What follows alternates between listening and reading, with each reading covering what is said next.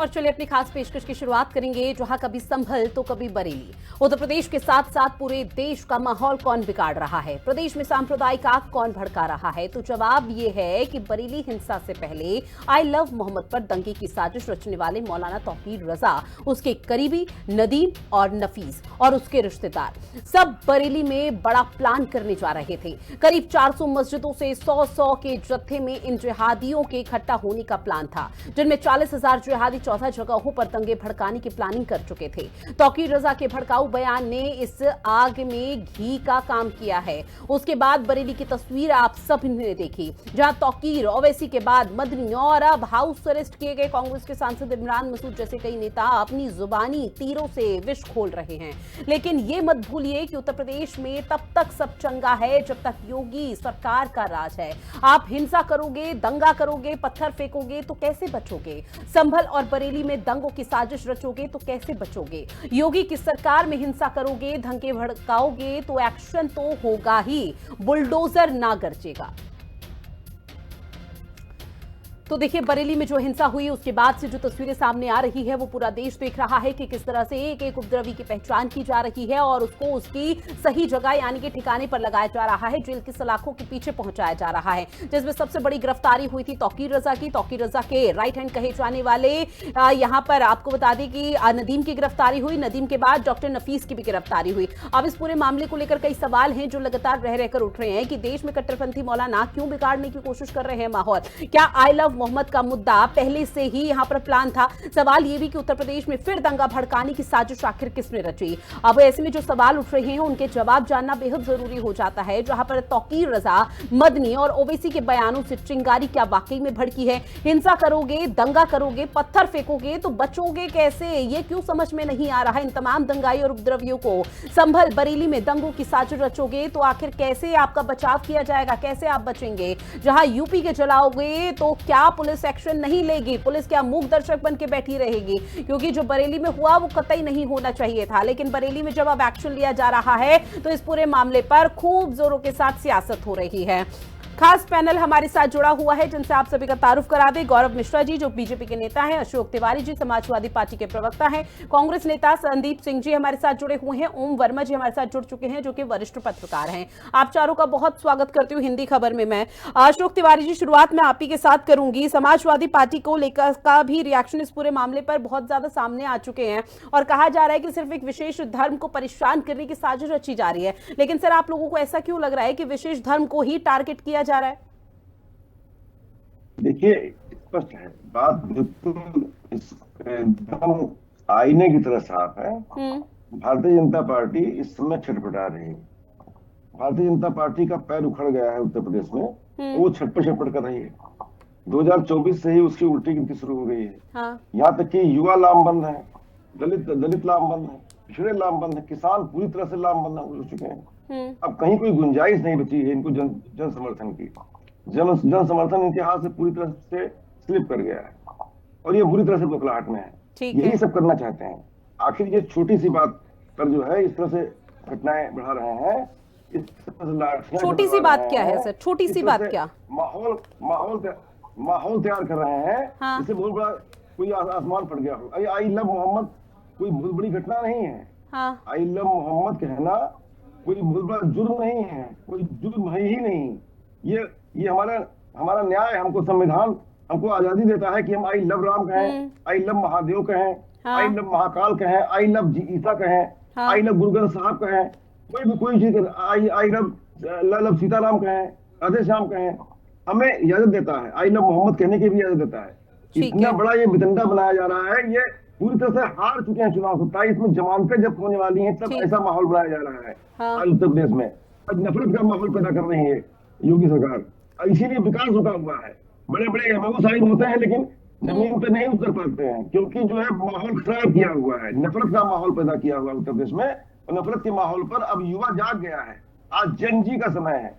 आज 20 साल से 30 साल के लड़कों का समय है जो कि जेन जी हैं, जो कि जान चुके हैं कि आज ये सरकार बैकफुट पर है। सर, नेपाल में जेनजी जनरेशन ने सड़कों पर उतरकर प्रदर्शन क्या कर लिया? आप लोगों को तो एक बहाना मिल गया, आप लोगों को तो नाम मिल गया कि भाई ये जेनजी जनरेशन को हम भड़काएं यहाँ पर। जेनजी जनरेशन का जमाना भले ही है, लेकिन जेनजी जनरेशन या सड़कों पर नहीं उतर रही। सुनिए सुनिए सुनिए अशोक तिवारी जी, सुनिए सुनिए, आप ही से सवाल है सर मेरा, आप ही से अगला सवाल है। ठीक है, आपने अपनी बातों को रखा। जेनजी जनरेशन को हर बात में बीच में प्रवोक करना सही बात नहीं है, क्योंकि जमाना ये सिर्फ जेनजी का नहीं है, बाकी लोग भी इस दुनिया में रहते हैं, हम जैसे लोग भी इस दुनिया में रहते हैं। सर, हमारा भी जमाना है, हमारी भी बात सुन लिया करें। युवा भारत है, आज युवा भारत है। हाँ। मोदी जी भी कहते हैं युवा भारत है। जेनजी जनरेशन अभी स्कूल कॉलेज में पढ़ रही है, उनको पढ़ने दीजिए, उनको जबरदस्ती का बीच में लाकर प्रवोक मत कीजिए। अब सवाल सुनिए, आपने कहा ठीक है अशोक तिवारी जी, आपकी ठीक है सर, ठीक है। अब अगला सवाल पूछ रही हूँ। अशोक तिवारी जी, आवाज पहुंच रही है, वरना मैं दूसरे गेस्टों के पास जाऊं। अशोक तिवारी जी, अपना बीपी हाई करने की जरूरत नहीं है। अशोक तिवारी जी, सुनिए सर, आपने कहा ये छोटी सी बात को बहुत बढ़ाया जा रहा है। बरेली में जो हिंसा हुई, क्या वो समाजवादी पार्टी और अशोक तिवारी की नजर में छोटी सी बात है? मुझे ये समझाइए। नहीं, छोटे बात कुछ है ही नहीं। ये जो पुलिस ने इसको जो है लाठियां मार करके इसको प्रवोक किया। अच्छा सर, पुलिस ने लाठियां मारी, पुलिस पर जो पथराव हुए वो समाजवादी पार्टी को नजर नहीं आता? नहीं, पुलिस ने लाठियां भांजी, लेकिन जो समाज ये माहौल तैयार कर रही है। कैसी बात कर रहे हैं अशोक तिवारी जी? समाजवादी पार्टी को प्रतिनिधित्व कर रहे हैं आप, प्रेजेंट कर रहे हैं समाजवादी पार्टी को, और कैसी उलूल जुलूल बातें कर रहे हैं सर आप। आपको ये दिखाई देगा कि पुलिस प्रशासन ने लाठी भांजी, लेकिन पुलिस ने लाठी क्यों भांजी, पथराव किसने किया पुलिस वालों पर, ये नजर नहीं आ रहा समाजवादी पार्टी को? देखिए मैम, मैं बहुत ही सामान्य तरीके से कह रहा हूं अपनी बात को। आज मुस्लिम धर्मगुरु फिरंगी महली जी ने ये जो है रिक्वेस्ट किया है, सभी से कहा है कि आप जो है इस तरह से बैनर और पोस्टर लेके ना निकले, शांति का माहौल बनाएं। सच्चाई है, तो शांति का माहौल सर अब बना है, ये आप लोगों को शायद समझ नहीं आ रहा। आप लोग सिर्फ राजनीति कर रहे हैं, सिर्फ आप ही नहीं, अगर दूसरी पार्टी पर भी नजर डालें, चाहे बीजेपी ही क्यों ना हो, वो भी राजनीति कर रही है। लेकिन आप लोगों की तरफ से जो उलूल जुलूल बयान दिए जा रहे हैं, जो समर्थन और सपोर्ट किया जा रहा है, ये बेबुनियाद और बिल्कुल गलत है। आप लोगों की तरफ से कहा जा रहा है कि मैं आई लव मोहम्मद को लेकर पोस्टर लेकर निकले, उसको लेकर विवाद हो गया। वो नजर नहीं आया आपको जब रैली में सिर तन से जुदा के नारे लगाए जा रहे थे अशोक तिवारी जी? नहीं अशोक तिवारी जी, सिर तन से जुदा के जब नारे लगाए जा रहे थे, आप लोगों को वो सुनाई नहीं दिया? कानों में वो नहीं आपके गूंजे? योगी सरकार में आज प्यार का इजहार भी गुनाह हो गया है, आप ये भी देखिए मैडम। योगी सरकार में क्या हुआ क्या नहीं हुआ वो सब छोड़िए सर, आप एक समाजवादी एक बड़ी पार्टी को प्रेजेंट कर रहे हैं, कम से कम आप तो तमीज तरीके की बातें रखिए। आपने कहा कि आई लव मोहम्मद के पोस्टर लेकर यहां पर जाया जा रहा था और विवाद हो गया, आपको सिर तन से जुदा की आवाज नहीं सुनाई दी? नहीं, ये अगर कोई करता है तो उस पर एक्शन लीजिए, लेकिन इक्का दुक्का कर सकता है, हर कोई नहीं करता है ना ये चीज।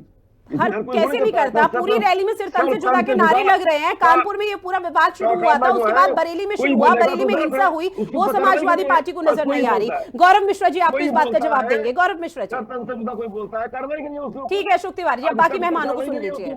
ऋतु जी मैं बोलूं?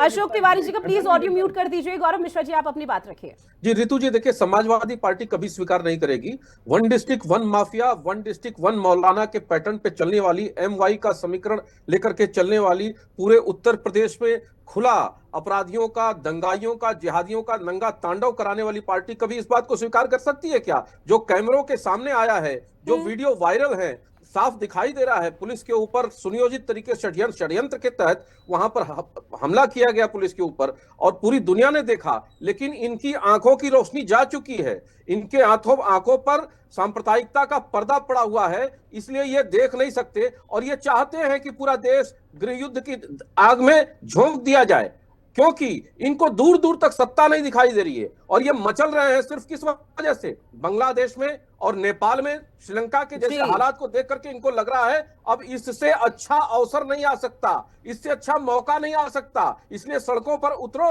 और पूरी व्यवस्था को तहस नहस कर दो। ये तो अच्छा है कि दूसरा कोई संप्रदाय का मामला ही नहीं है, ये मामला ही पूरी तरह से स्टेट का है और इनकी लड़ाई स्टेट के साथ है। इनके आंखों की किरकिरी पूज्य योगी आदित्यनाथ है, भारतीय जनता पार्टी की सरकार है, बल्कि और कुछ नहीं है। और सबसे ज्यादा लाभांश, सबसे ज्यादा योजनाओं का लाभ भी इन्हीं लोगों ने लिया है। और ये तौकीर रजा, ये वो आदमी है जो पिछले 20-25 वर्षों से लगातार आग उगल रहा है। ये वही व्यक्ति है जिसने 2010 में दंगे करवाए, बरेली में गिरफ्तार हुआ और बाकायदे इसको राजपत्रित लोगों ने, तत्कालीन मंत्री ने जाकर के जिसकी जमानत ली, जमानत के बाद इसका स्वागत किया और इस तरह से इसका मन बढ़ा और लगातार ये चुनौती देता चला रहा है, गैर कानूनी बयान देता है और हिंसा की बातें करता है। और इसके अंदर जो एक कीड़ा था ना, उपद्रव का, उन्माद का, जो इसको गलत फहमी थी कि ये जो चाहेगा सड़कों पर उतार कर लोगों को, सत्ता शासन को झुका लेगा, मनवा लेगा, वो इसकी गलत फहमी आज टूट गई है। और जितने इस तरह के मौलाना हैं जिनको ये लगता है कि मुस्लिम वोटों की ठेकेदारी उन लोगों ने ले रखी है, उन सब की गलत फहमी टूट जाएगी। रितु जी, मैं आपको विश्वास के साथ कह रहा हूं, और ये समाजवादी पार्टी की भी गलत फहमी 2024 की टूट जाएगी। टूट तो उपचुनाव में ही गई है, लेकिन 2027 में पूरी तरह से जमींदोज हो जाएगी। मैं आपको विश्वास के साथ कह सकता हूं, आम जनता अमन पसंद है, वो शांति चाहती है, देश विकास के रास्ते पर आगे बढ़ रहा है, लेकिन ये विनाशकारी लोग ये सिर्फ और सिर्फ विनाश चाहते हैं देश का, इसलिए इस तरह की बात कर रहे हैं। इनको दिखाई नहीं दे रहा है 22 पुलिस वालों को गंभीर चोटें आई हैं, सर फट गए हैं, ब्लीडिंग हुई है। बिल्कुल, और फिलहाल यही नजर आ रहा है कि पुलिस प्रशासन की तरफ से आखिर लाठियां क्यों भांजी गई। लॉर्ड रिव्यू गौरव मिश्रा जी आपके पास, संदीप सिंह जी आपके पास आते हुए कांग्रेस पार्टी का क्या परसेप्शन, क्योंकि तौकीर रजा जो कि आईएमसी के अध्यक्ष, अगर उनका जिक्र करूं तो उनका बयान था कि अगर मुसलमानों के साथ हो रहे अन्याय नहीं रुके तो मुसलमान सड़कों पर उतरने को मजबूर हैं। वहीं नफीस जो कि तौकीर का यहाँ पर राइट हैंड कहा जाता है, जिसकी गिरफ्तारी हो चुकी है, उसने इंस्पेक्टर को गाली दी कि उसके हाथ कटवा लूंगा और उसकी वर्दी तक उतरवा दूंगा, ये धमकी दी गई है। ऐसे में अगर मैं और भी यहाँ पर बताऊं तो इमरान मसूद हो गया, असदुद्दीन ओवैसी हो गया, आज तो चूंकि इमरान मसूद का हाउस अरेस्ट भी कर लिया गया और प्रशासन की तरफ से यह कहा जा रहा था कि बरेली में शायद किसी तरह की नकारात्मक तस्वीरें सामने आ सकती है और इसी वजह से हाउस अरेस्ट किया। तो कांग्रेस पार्टी क्या सोच रही है इस मसले पर? देखिए, मेरी आवाज आ रही है? जी सर, बिल्कुल आ रही है जी। देखिए, पूरे उत्तर प्रदेश को छोड़िए, आप पूरे देश के अंदर जो एक समाज के विरोधी, एक मैं कहूंगा एक समुदाय के विरोधी जो माहौल प्रधानमंत्री नरेंद्र मोदी और योगी आदित्यनाथ ने तैयार किया हुआ है, ये सिर्फ और सिर्फ उसी नफरत का नतीजा है। लगातार मुस्लिम समाज को टारगेट करते हुए लगातार पूरे देश के अंदर ये माहौल बनाने का काम जो प्रधानमंत्री नरेंद्र मोदी और योगी आदित्यनाथ ने किया है, उसका नतीजा आज देश को भुगतना पड़ रहा है। चाहे वो आई लव मोहम्मद हो, चाहे आई लव जो शिवा करके जो ट्रेंड चल रहा है, ये अपने अपने धार्मिक स्वतंत्रता के अधिकार पे कोई सबको प्यार करने की अपनी स्वतंत्रता है। लेकिन जब आप बात करेंगे देश के अंदर कि हाँ, किस समुदाय को क्या स्वतंत्रता मिलनी चाहिए, क्या होना चाहिए, तो सिर्फ और सिर्फ भारतीय जनता पार्टी के नेता हैं जो देश के अंदर एक समुदाय को टारगेट करके लड़ाई कराना चाहते हैं, देश के अंदर दंगे फैलाना चाहते हैं। ऐसा ही दिल्ली दंगों में हुआ, ऐसा ही आज देखिए बरेली हिंसा और तमाम जितने भी हिंसा होती है, आपको सिर्फ और सिर्फ भारतीय जनता पार्टी के नेता भड़काऊ भाषण और भड़काऊ बयान देते हुए मिलेंगे। तमाम ऐसे मुद्दे हैं जहां पर सिर्फ और सिर्फ देश की पूरी रणनीति जब आप देखेंगे कि तुष्टीकरण की राजनीति कौन कर रहा है, भारतीय जनता पार्टी। प्रधानमंत्री नरेंद्र मोदी कहते हैं कि कपड़ों से पहचानिए, योगी आदित्यनाथ के लगातार बयान आप देखेंगे मुसलमान जो समाज है उसको टारगेट करते हुए दिखाई देते हैं। इनको दलित, पिछड़े, अल्पसंख्यकों की, दलित, पिछड़े, आदिवासियों की बात कहीं नहीं दिखेगी, उनके हितों की बात कहीं नहीं दिखेगी, उनके हितों को लेके कोई बयान नहीं देंगे। लेकिन मुसलमान समाज जहां आपको लगेगा कि हाँ, इनके खिलाफ रणनीति करके देश के अंदर माहौल खराब किया जा सकता है, ये वो लोग करेंगे।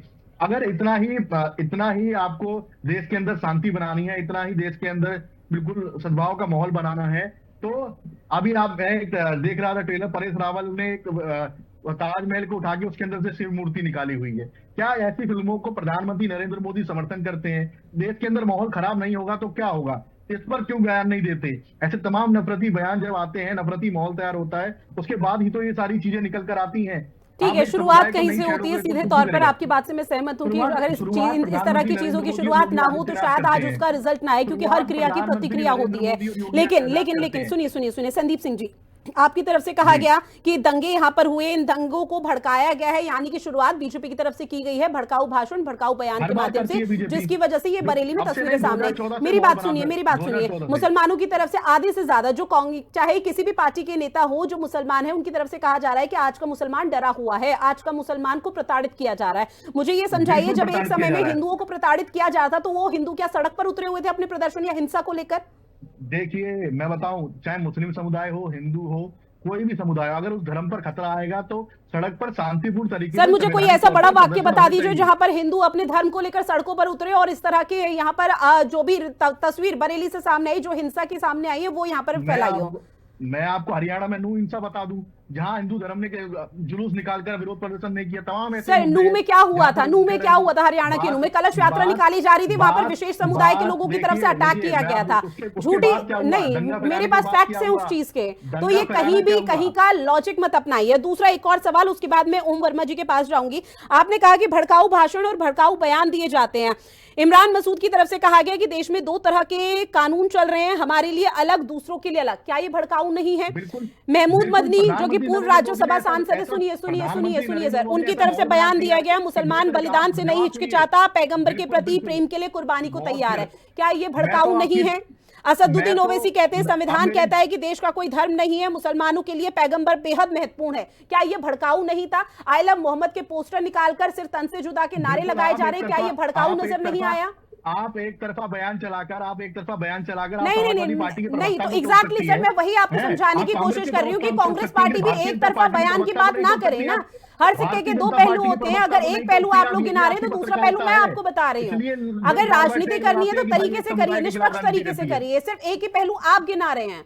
ओम वर्मा जी, आपके पास आते हुए बरेली में जो हिंसा हुई उसको लेकर सर आप कैसे देख रहे हैं? संवैधानिक पहलू है, मेरा जो पहलू है। ठीक है पीसीआर प्लीज। देखिए, मैं कांग्रेस के साथ ही हमारे चुप हो जाएं पहले। सर आप अपनी बात रखिए, हो गए चुप। देखिए, मुझे तो देखिए कि इतनी हंसी आ रही है समाजवादी पार्टी और कांग्रेस के बयान पे। समाजवादी पार्टी जरा सा अपना इतिहास देख ले कि 12-13 में उन्होंने मुजफ्फरनगर में क्या किया था, यूपी के बाकी प्रदेशों में सीतापुर, बहराइच, संत रविदास नगर, मुरादाबाद, संभल में क्या क्या हुआ था। वह दंगों की आग में झोंक रहे थे। हाई कोर्ट ने रिपोर्ट मांगी थी कि सरकार ने इस पर किस कदर कदम उठाया है। और आज देख लिए कि आज वो समाजवादी पार्टी अगर प्रदेश को जलाने में अगर किसी प्रकार का समर्थन दे रही है, सहयोग कर रही है, तो कितनी बड़ी विडंबना है, देश के लिए कितना बड़ा शॉकिंग है। देखिए, मुझे सीधा सीधा यह समझ में आता है कि यह उत्तर प्रदेश के जो विकास कार्य चल रहे हैं, उत्तर प्रदेश शांति की पथ पर जो दंगा प्रदेश माना जाता था, आए दिन दंगे होते थे उत्तर प्रदेश के अंदर में, हर दूसरे तीसरे महीने दंगे होते थे। और आज अगर जब शांति की राह पर उत्तर प्रदेश अगर चल रहा है तो धार्मिक धर्म के नाम पर एक मुस्लिम, अगर उन लोगों को क्या आवश्यकता थी कि वो करके आई लव मोहम्मद करके वहां से शुरू से आप अपने भगवान को मानिए, उसमें कोई दो राय नहीं है। इस देश में हर व्यक्ति को अपने भगवान को मानने की इजाजत है, लेकिन अगर उसके नाम पर अगर आप जाकर के दंगा भड़काते हैं, पत्थरबाजी करते हैं, पुलिस वालों को उकसाते हैं, कहते हैं हाथ काट देंगे, सरकार गिरा देंगे, ये क्या तरीका है? आप जेएनजी को बात कर रहे हैं। नेपाल में योगी और मोदी जैसे नेताओं की मांग उठ रही है कि हमारे देश में योगी और मोदी जैसे नेता होने चाहिए। आप जेएनजी की बात कर रहे हैं, वहां तो मोदी की मांग हो रही है, वहां तो योगी की मांग हो रही है। और आपके प्रदेश में अगर योगी है तो आप उनको दंगे की आग में झोंकना चाहते हैं। आप देख लीजिए कि उत्तर प्रदेश में विकास कार्य कितनी तेजी से बढ़ रहा है। देखिए, एक्सप्रेस वे चल रहा है, पूर्वांचल एक्सप्रेस वे चल रहा है, जेवर हवाई अड्डा है, औद्योगिक वाणिज्यिक यात्राएं चल रही है, औद्योगिक विकास हो रहे हैं, जगह जगह से निवेश आ रहे हैं। तो आप क्या चाहते हैं कि दंगा भड़का दो, हिंदू मुस्लिम को एक साथ कर दो, एक साथ दोनों में मारपीट करा दो, और यूपी को फिर वही 2012-13 वाले स्थिति में ला दो, जबकि एक व्यक्ति अपनी जान को बचाने के लिए प्रदेश में कितने लोग शिविर में चले गए, शिविर में विस्थापित करना पड़ा, कितने लोग मारे गए। आप क्या चाहते हैं कि प्रदेश उसी में? तो ये चीज अब ध्यान रखना पड़ेगा। उत्तर प्रदेश में सभी पार्टियों को जो भी दंगा भड़काने की कोशिश करेगा उसको ये ध्यान में रखना पड़ेगा कि अब उत्तर प्रदेश में दंगा करना या पूरे देश में दंगा करना अब बहुत भारी पड़ने वाला है। यह देश बहुत आगे की ओर जा रहा है, पिछड़ा था। देखिए कि विश्व में देश अपना नाम कमा रहा है, उत्तर प्रदेश अपनी एक भूमिका निभा रहा है। क्या चाहते हैं ये लोग की भूमिका बंद हो जाए? क्यों नहीं जान देना चाहते हैं? इसलिए मैं समाजवादी पार्टी कांग्रेस को ये मैं देख रहा हूँ, मैं प्रशिक्षण देख रहा हूँ, 2011 से चीजों को मैं उठा के देख रहा हूँ कि क्या स्थिति थी उत्तर प्रदेश की। और आज जब अब शांति हो रही है तो आप फिर से उसी राह में लेके जाना चाहते हैं, दंगा भड़काना चाहते हैं, दंगे की आग में झोंकना चाहते हैं। तो मुझे तो लगता है कि उत्तर प्रदेश सरकार को और कड़ी से कड़ी कार्रवाई करनी चाहिए, ताकि ये लोग जो है सो अपना फन ना उठा सके। अगर फन उठाते हैं तो कोई वहीं पे कुचल देना ठीक रहेगा।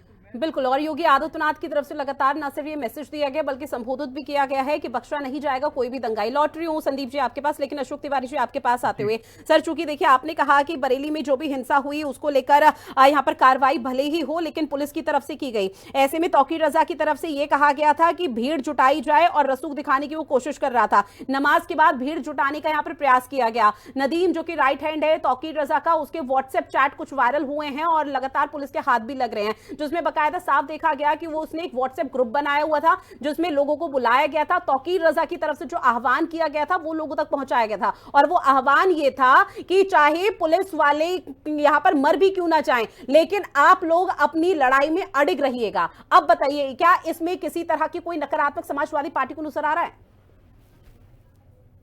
देखिए मैडम, आप जो जनता समझ रही है वही बोलेंगी, जनता की भाषा जब आप बोलेंगी तब आपका चैनल का प्रचार प्रसार होगा। देखिए समाजवादी पार्टी को मेरे सवाल समझ में आए ना आए मुझे नहीं फर्क पड़ता, सीरियसली नहीं फर्क पड़ता। अब समाजवादी पार्टी ये अगर नैरेटिव सेट करने की कोशिश कर रही है कि आप जनता की भाषा नहीं बोल रहे हैं, सुनिए क्योंकि समाजवादी पार्टी पहले जनता की सोच ले उसके बाद अपनी बात रखेगा। समय दिया है, तुम्हारे बोलने समाजवादी पार्टी का कुछ नहीं होगा, हमें बोलने दीजिए। सर मुझे समाजवादी पार्टी का ना भला करना है ना बुरा करना है, मुझे फर्क भी नहीं पड़ता समाजवादी पार्टी से, लेकिन जो आप नैरेटिव सेट करने की कोशिश कर रहे हैं हर चैनल में जाके एंकर्स पर या न्यूज चैनल पर आवाज उठा देना, उन पर आरोप लगा देना, तो ये तरीका आप लोगों का सही नहीं है। इसीलिए आज समाजवादी पार्टी विपक्ष की भूमिका इतने सालों से निभा रही है। बोल रहा हूँ, अरे मैडम सच्चाई बोल रहा हूँ, दो लाइन बोल लेने दीजिए।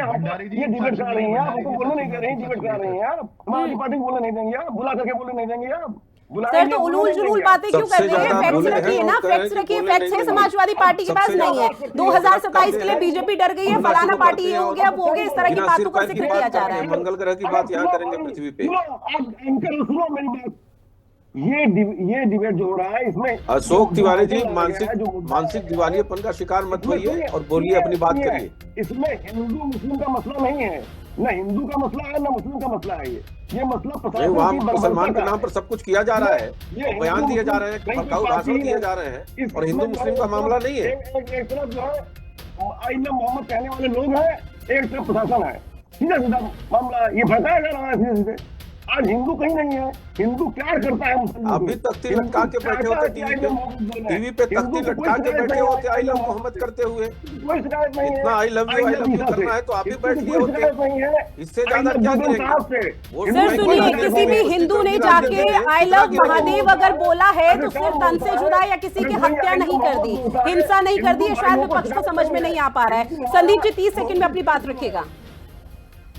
देखिए मुझे तो भंडारी जी सबसे पहले इस डिबेट के अंदर 3 भारतीय जनता पार्टी प्रवक्ता, आपने एक तो खुदा भारतीय जनता पार्टी की प्रवक्ता बनी हुई है। संदीप सिंह जी, मुझे आपसे सर्टिफिकेट की बिल्कुल भी जरूरत नहीं है क्योंकि आप लोगों की आदत है, आप लोगों की आदत है जब आप लोगों को सवाल समझ नहीं आते हैं सर तो आप दूसरों पर उंगली उठा देते हैं, लेकिन आप लोग ये भूल जाते हैं कि अगर किसी पर आप एक उंगली उठा रहे तो 4 उंगली खुद आपकी तरफ है, तो पहले आप अपने गिरेबान में झांकिए कि किस तरह से आप लोगों की तरफ से यहाँ पर जनहित के मुद्दों पर बात नहीं की जाती, तुष्टीकरण की राजनीति कर रहे हैं और आप दूसरों पर आरोप लगा रहे हैं। बहरहाल मेरे पास समय की कमी, आप सभी मेहमान जुड़े हमारे साथ इस खास विषय पर चर्चा की है, उसके लिए आप सभी का बहुत शुक्रिया। खास पेशकश में इतना ही। देश और दुनिया की बड़ी खबरों के लिए आप बने रहिएगा हिंदी खबर के साथ। नमस्कार।